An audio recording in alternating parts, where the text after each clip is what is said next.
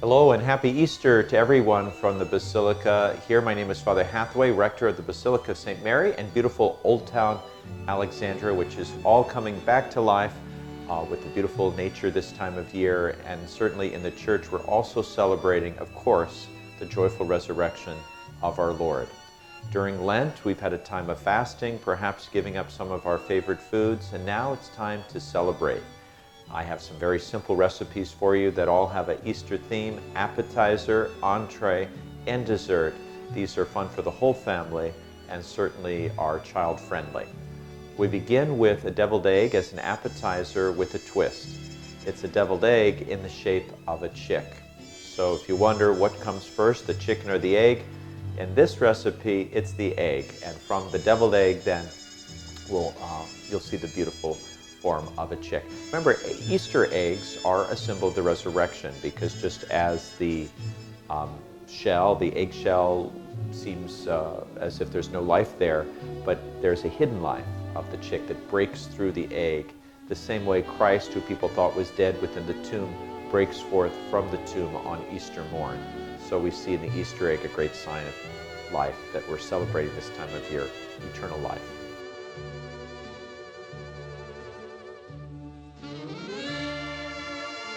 So we want to start with hard-boiled eggs, and to save you some time, you can purchase these we got from Trader Joe's, and these are fresh, hard-cooked, peeled eggs, so super time-saving. So I'm just going to take one out of the bag, which is all you do.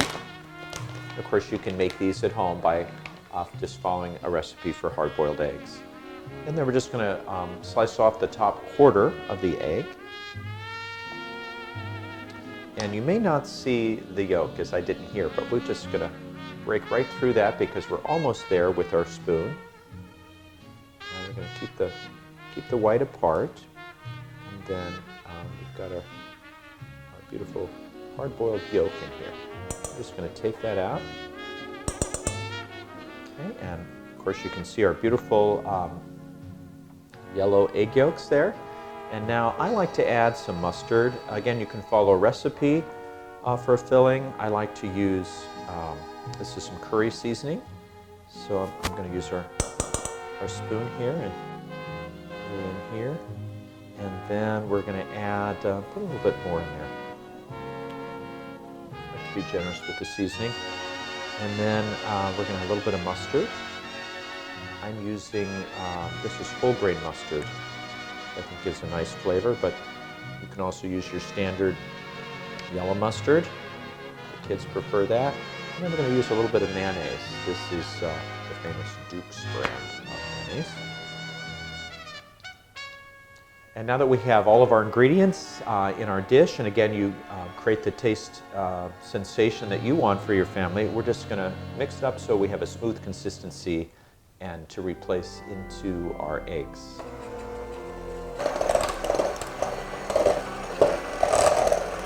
And now that we have our egg mixture and custom flavoring all in a uniform consistency, we just take a little bit out and we're just going to fill our eggs. I'm using a small knife. You could also put these in a plastic bag that you snip and pipe them in.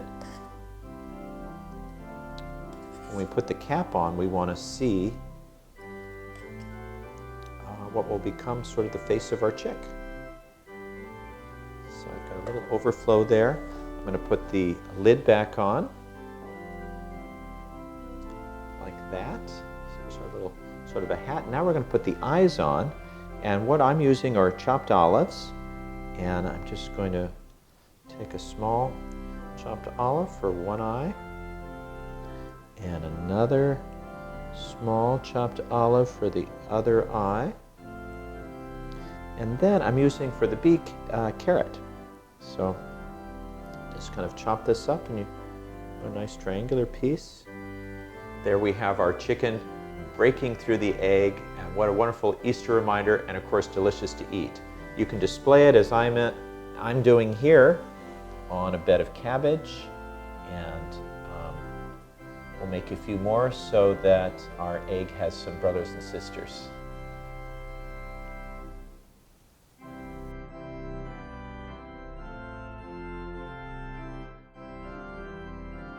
Now it's time to make our entree, and of course we're going to have the traditional lamb, which is a symbol of Christ as the Paschal lamb. Remember, at the Passover, what was needed is an unblemished male lamb that was slaughtered and roasted, and the blood was sprinkled on the doorposts. And those homes that had that sign, the mark of the blood of the lamb, would be preserved from the angel of death that would pass over their homes. The Egyptians, who were unbelievers, did not follow that tradition, that custom, that commandment, and so their firstborn sons did die.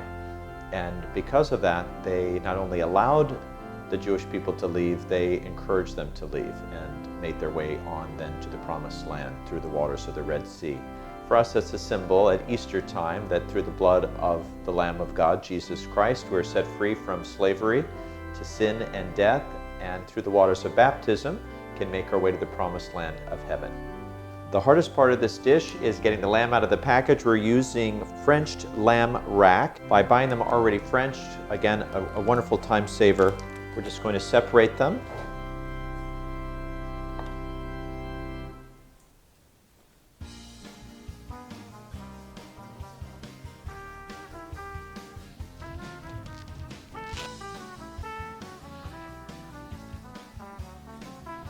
And now that we've separated our lamb chops, we're going to put them into our dish. And prepare our marinade for them before we cook. We're using olive oil, a quarter cup, 1 tablespoon of rosemary, tablespoon of thyme, and 3 cloves of garlic that we've minced. We just incorporate our marinade, and then we're just going to pour that directly over our rack of lamb here that we've separated, our lamb chops. And we're just going to rub the marinade to make sure that each lamb chop is evenly coated. Once our lamb chops are coated on both sides, we're going to place them onto a dish or a platter, and we're going to refrigerate them for several hours. Overnight would be best. You could make this the night before. Now, after 2 hours or overnight, we're going to take out our lamb chops.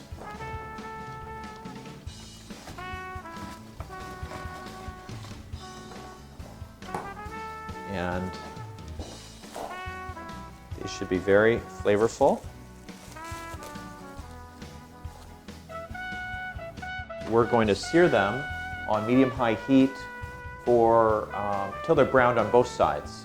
So maybe a total of 4 to 5 minutes for medium rare. If you like your meat more well done, you can leave them on a bit longer. And you can do this in batches depending on the size of your skillet.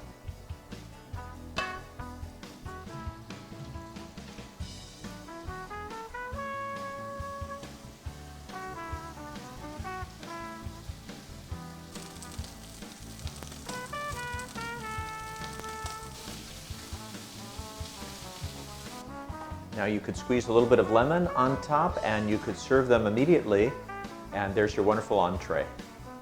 Let's just see how well done they've come out. Beautiful, and that's just 2 minutes on each side. Let's have a taste.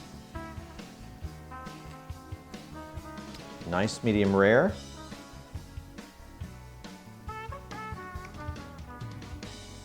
Delicious.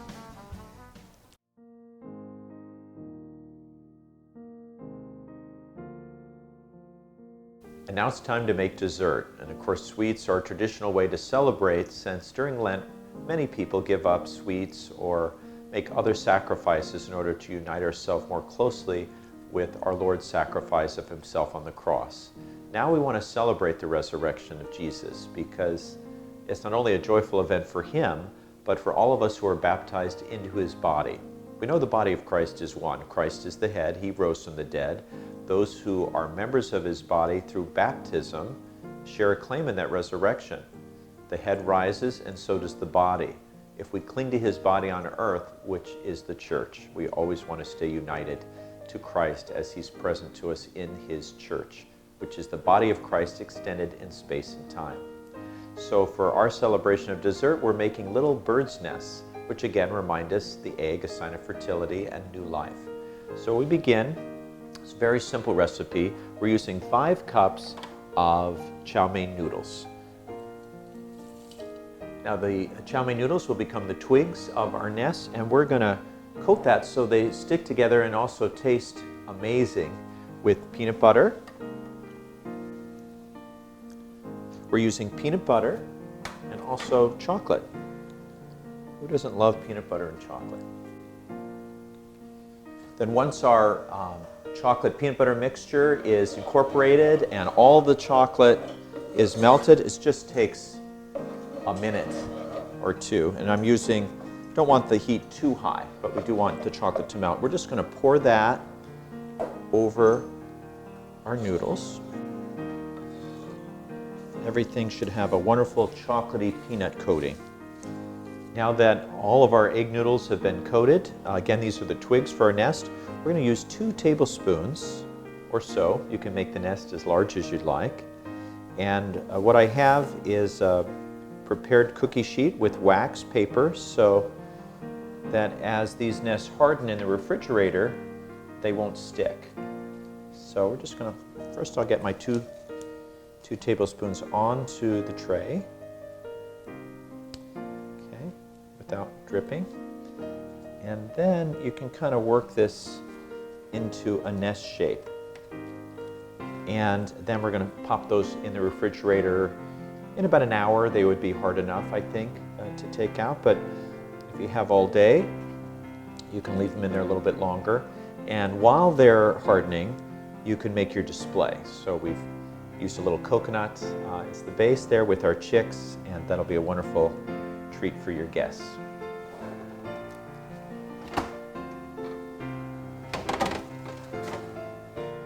And again, now as we're completing our dessert, this is a wonderful way to involve the children. You can pick out, perhaps, we're just using chocolate eggs, miniature size, and you can pick out the colors that you want, and you just place them in the center of the nest, like that. And you just, it should come right off of your plastic now that they've been cooled. Don't want to handle these too much because they will melt. And just place them around your platter.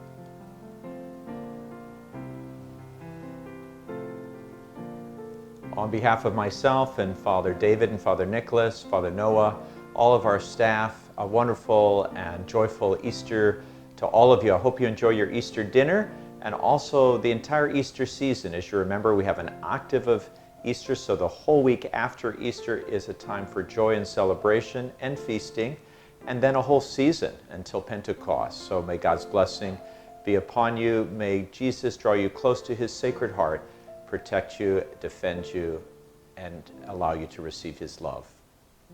Through Christ our Lord. Amen. Happy Easter.